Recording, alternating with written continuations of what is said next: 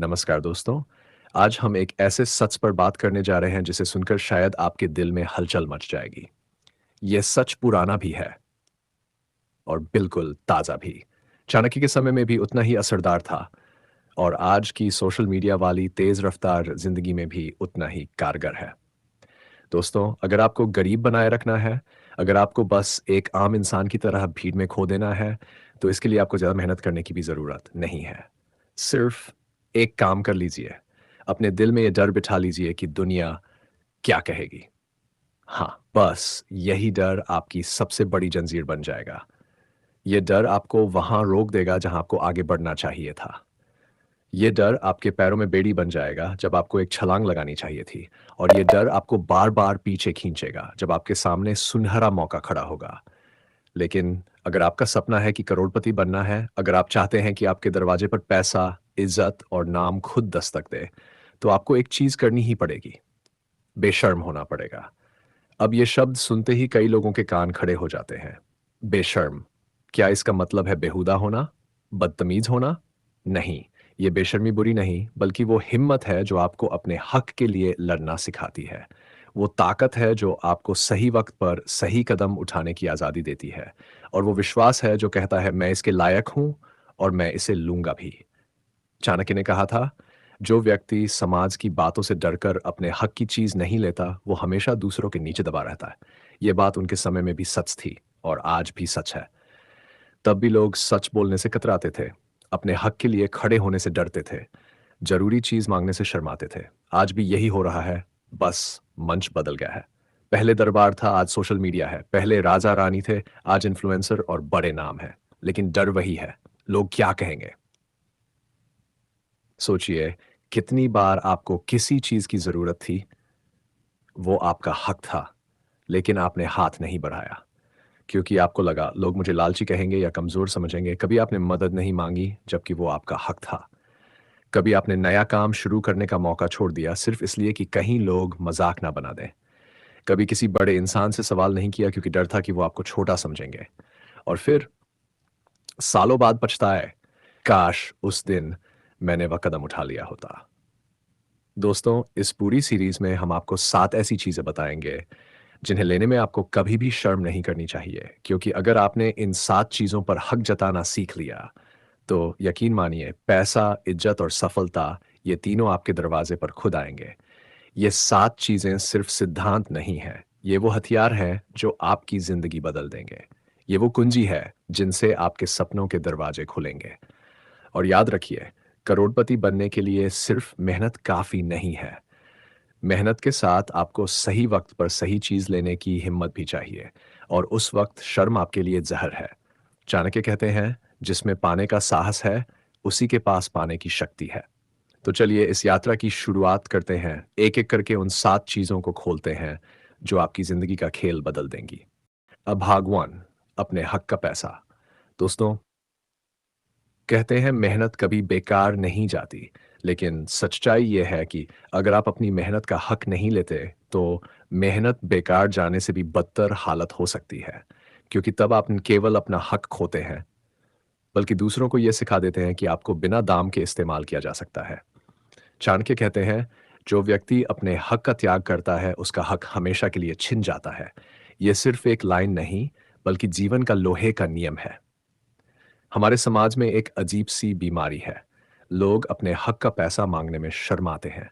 मान लीजिए आपने किसी के लिए काम किया, दिन-रात मेहनत की, अपना समय और ऊर्जा दी।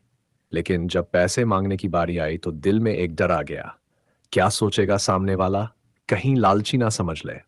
दोस्तों, यही सोच आपकी पूरी ज़िंदगी बर्बाद कर सकती है। चाणक्य के समय में भी ऐसे लोग थे जो अपने परिश्रम का उचित पारिश्रमिक लेने से डरते थे। वे सोचते थे कि चुप रहेंगे तो लोग उन्हें विनम्र समझेंगे, उनका सम्मान करेंगे। लेकिन हुआ इसका उल्टा। लोगों ने उनकी चुप्पी को उनकी कमजोरी मान लिया। परिणाम यह हुआ कि वे हमेशा दूसरों के अधीन रह गए और उनका जीवन कभी उन्नति की ओर नहीं बढ़ पाया। चाणक्य ने स्पष्ट कहा था, परिश्रम का फल मांगने में कभी लज्जा नहीं करनी चाहिए, क्योंकि यही फल आपको आगे बढ़ने की ताकत देता है। आज की दुनिया में भी यही सच है। अगर आप फ्री में या कम दाम में काम करते रहेंगे, तो लोग आपकी कीमत कभी नहीं समझेंगे।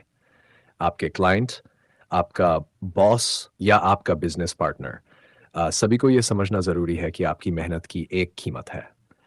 मनोविज्ञान की सच्चाई जब आप अपने हक का पैसा लेने में हिचकिचाते हैं, तो आप अपने ही दिमाग को ये संदेश देते हैं, मैं इसकी पूरी कीमत के लायक नहीं हूँ।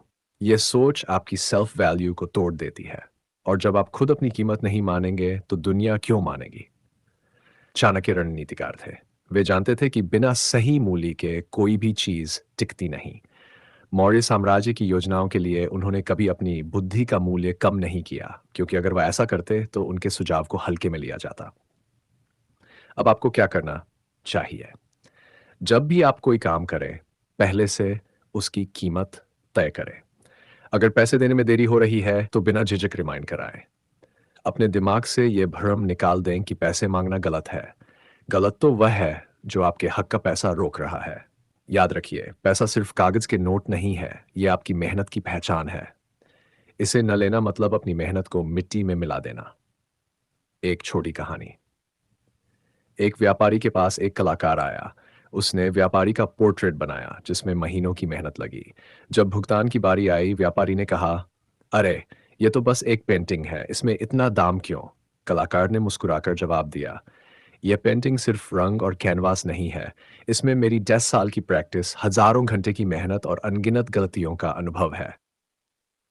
व्यापारी समझ गया, दाम पेंटिंग का नहीं, मेहनत का था।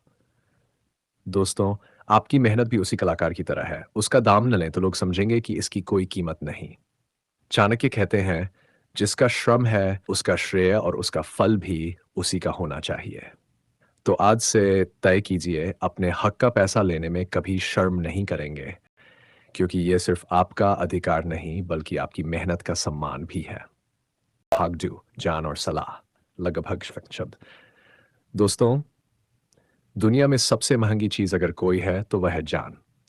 क्योंकि पैसा खो जाए तो कमाया जा सकता है, इज्जत खो जाए तो मेहनत से वापस मिल सकती है, लेकिन जान खो जाए या लेने से इनकार कर दिया जाए तो वह जीवन भर का नुकसान है। चाणक्य कहते हैं, जान लेने में संकोच नहीं करना चाहिए, चाहे वह छोटा हो या बड़ा, और चाहे देने वाला मित्र हो या शत्रु। लेकिन अफसोस, आज बहुत से लोग सवाल पूछने में शर्माते हैं। उन्हें लगता है कि अगर उन्होंने किसी से सलाह ले ली तो उनकी इमेज खराब हो जाएगी। लोग उन्हें कमजोर, अज्ञानी या अनुभवहीन समझेंगे। सच क्या है? असल में जो लोग सीखने में बेशर्म होते हैं, वही सबसे तेज आगे बढ़ते हैं। चाणक्य ने खुद कई बार अपने शिष्यों से भी सीखा, और यहां तक कि अपने विरोधियों से भी। वे जानते थे कि जान किसी के पास भी हो सकता है, और अगर वह आपके काम का है तो उसे लेने में शर्म कैसी? आज की बिजनेस और करियर की दुनिया में भी यही नियम लागू होता है। आपको अगर किसी नए स्किल, नए बिजनेस मॉडल या किसी मुश्किल परिस्थिति का हल चाहिए, तो बिना झिझक पूछिए। हर मिनट जो आप बिना सीखे गुजारते हैं, वह आपको बाकी लोगों से पीछे कर देता है। मनोविज्ञान की सच्चाई, मानव मस्तिष्क में एक स्वाभाविक डर होता है। अगर मैंने पूछ लिया, तो लोग मुझे मूर्ख समझेंगे। लेकिन चाणक्य कहते हैं, असली मूर्ख वह है जो डर के कारण सीखने से इनकार कर दे। जब आप सीखने से बचते हैं, तो आप अपनी ही प्रगति रोक देते हैं। और जब आप सवाल पूछते हैं, तो आप अपने दिमाग के दरवाजे खोल देते हैं नए विचारों और संभावनाओं के लिए। चाणक्य का उदाहरण मौर्य साम्राज्य के समय। चाणक्य के पास राजनीति, अर्थशास्त्र और युद्ध की गहरी समझ थी। फिर भी जब उन्हें कोई नई रणनीति समझनी होती, तो वे गुरूर में नहीं रहते। वे उस क्षेत्र के विशेषज्ञ के पास जाते, चाहे वह छोटा किसान हो या दूर देश का व्यापारी। क्योंकि उनका मानना था, जान का मालिक कोई नहीं, लेकिन लाभ सब उठा सकते हैं। आपको क्या करना चाहिए? हर दिन कम से कम एक नया सवाल पूछने की आदत डालें। जिस क्षेत्र में आप बढ़ना चाहते हैं, वहां के विशेषज्ञों से जुड़े। सीखते समय अहंकार को दरवाजे के बाहर छोड़ दें। सलाह देने वाले का सम्मान करें, चाहे वह आपकी सोच से छोटा या बड़ा हो।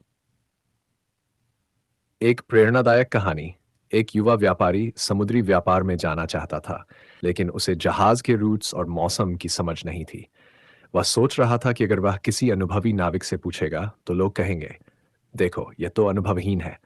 लेकिन एक दिन उसने हिम्मत करके एक बूढ़े नाविक से सवाल पूछ लिया। नाविक ने न केवल उसे रूट समझाया, बल्कि मौसम का सही अंदाजा लगाने की तकनीक भी सिखा दी। कुछ महीनों में वही व्यापारी सफल समुद्री कारोबारी बन गया। अगर उसने शर्म के कारण सवाल नहीं पूछा होता, तो शायद वह कभी शुरुआत भी नहीं कर पाता। याद रखिए, जान मांगने में शर्माना अपने ही भविष्य को लूट लेने जैसा है। चाणक्य कहते हैं, ज्ञान वह दीपक है जो अंधकार को चीर देता है। अगर आपके पास मौका है उस दीपक को जलाने का, तो इसे अपने अहंकार और शर्म के कारण बुझने मत दीजिए। तो दोस्तों, आज से तय कर लीजिए, जहां सीखने का मौका मिले वहां बिना संकोच सवाल करेंगे, क्योंकि यही सवाल आपको वहां ले जाएंगे जहां बाकी लोग पहुंचने की हिम्मत भी नहीं करते। भाग फ्रे, मदद मांगने में शर्म नहीं। दोस्तों, जब संकट आए और मुश्किलें सामने हों, तब मदद मांगना शर्म की बात नहीं, बल्कि यह सच्ची समझदारी और साहस की निशानी है। चाणक्य कहते थे, जब संकट हो तो मदद मांगने में लज्जा करना आत्मविनाश है। ये कोई खालिस शब्द नहीं, बल्कि अनुभव की पीड़ा से उभर कर निकली सीख है। क्योंकि कई लोग मुश्किल समय में अकेले जूझते रहते हैं, सिर्फ इसलिए कि उन्हें मदद मांगने में शर्म आती है। पर सोचिए, क्या यह सोच सही है कि हम अकेले सब कुछ कर लेंगे? क्या दूसरों से हाथ ना मांगना हमारी शक्ति दिखाता है या कमजोरी? चाणक्य ने भी ऐसा ही नहीं सोचा। उनके आत्मविश्वास, बुद्धिमत्ता और साम्राज्य की योजना का केंद्र था सहयोग और समर्थन प्राप्त करना। उनकी रणनीति में न केवल शक्ति थी, बल्कि परस्पर संपर्कों का उपयोग करने की चतुराई भी थी। उन्होंने कई राज्यों और सेनाओं से मिलकर मौर्य साम्राज्य की नींव रखी। अगर अगर उन्होंने अकेले सब कुछ करने की कोशिश की होती, तो इतिहास कुछ और होता। आज की दुनिया में भी यही सच है। अगर आप बिजनेस कर रहे हैं, तो आपको निवेशकों, पार्टनर्स और क्लाइंट्स का सहयोग चाहिए होगा। अगर आप नौकरी में हैं, तो आपको टीम मेंबर्स और सीनियर्स का समर्थन चाहिए होगा। मदद मांगना आपकी विनम्रता दिखाता है और दूसरों को आपके साथ जुड़ने का मौका देता है। सच मानिए, जो लोग मदद मांगते हैं उन्हें अक्सर ज्यादा सम्मान मिलता है। लोग उन्हें भरोसेमंद और जुड़े रहने वाले स्वीकारते हैं। वैज्ञानिक दृष्टिकोण से सोशल साइंस बताती है कि अक्सर हम मदद मांगने में हिचकते हैं क्योंकि हमें लगता है कि हम दूसरों को परेशानी में डाल देंगे या कमजोर दिखेंगे। लेकिन परस्पर समर्थन की असलियत यह है कि दूसरे लोग मदद करना चाहते हैं, बशर्ते उन्हें पता हो कि उन्हें सहायता की आवश्यकता है। दोस्तों, जिंदगी का सबसे बड़ा खेल है लेन देन का खेल, और इसमें जीता वही है जो हिसाब रखना जानता है। जब हमने किसी को कभी मदद दी थी, चाहे वो पैसा हो, समय हो या सलाह, तो वो हमारी पूंजी है। और पूंजी का काम है जरूरत के समय हमें वापस फायदा देना। चाणक्य कहते हैं, जो व्यक्ति सिर्फ देने में गर्व महसूस करता है लेकिन लेने में शर्माता है, वो धीरे धीरे अपने हक से हाथ धो बैठता है। दुनिया में सिर्फ दो तरह के लोग आगे बढ़ते हैं। एक वो जो हर मौके पर लेते हैं, और दूसरे वो जो लेने के साथ सही समय पर देने का भी खेल खेलते हैं। अगर आपने किसी को अपने अच्छे वक्त में सहारा दिया है, तो बुरे वक्त में उनसे मदद मांगना आपकी कमजोरी नहीं, बल्कि आपका अधिकार है। क्योंकि रिश्ते, दोस्ती और व्यापार सब विनिमय पर टिके होते हैं।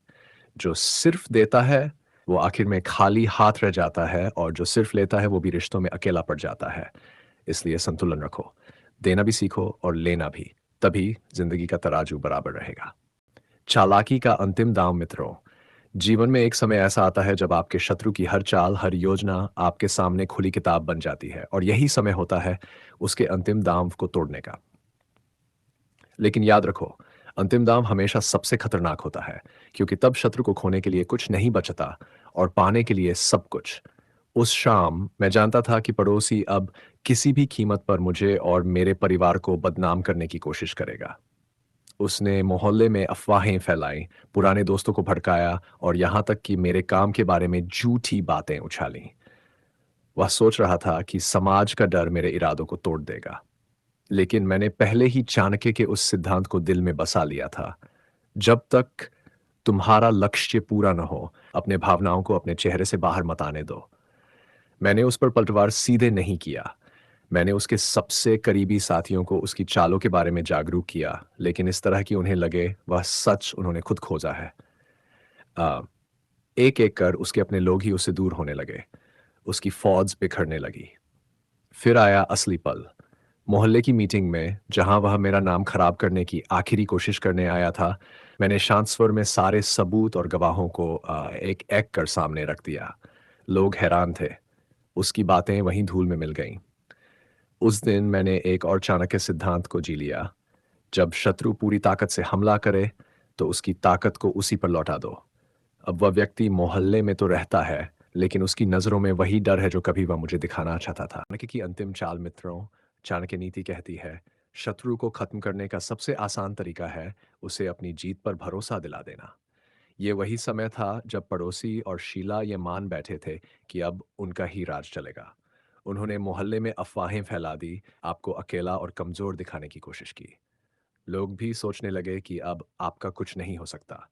लेकिन यहीं पर आपने चाणक्य की अंतिम चाल चलने का निर्णय लिया।